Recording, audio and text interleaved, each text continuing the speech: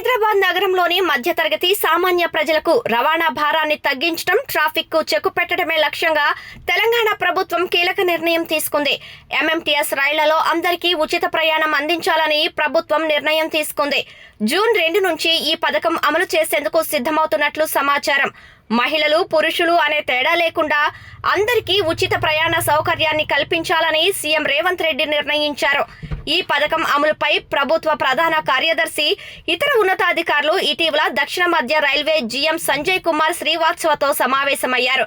ఏడాది పాటు ప్రయోగాత్మకంగా దీన్ని అమలు చేసి ఫలితాలను బట్టి కొనసాగింపుపై నిర్ణయం తీసుకుంటారు.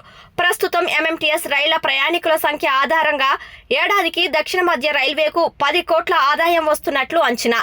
ఉచిత ప్రయాణ పథకం అమల్లోకి వచ్చాక పెరిగే ప్రయాణికుల సంఖ్యతో నిమిత్తం లేకుండా ప్రస్తుత ఆదాయాన్ని తాము ఇస్తామని తెలంగాణ ప్రభుత్వం స్పష్టం చేసినట్లు తెలుస్తోంది. ప్రభుత్వం ఎంఓయూను పరిశీలించి రైల్వే బోర్డు అనుమతి తీసుకుంటామన్న దక్షిణ మధ్య రైల్వే అధికారులు తెలిపారు.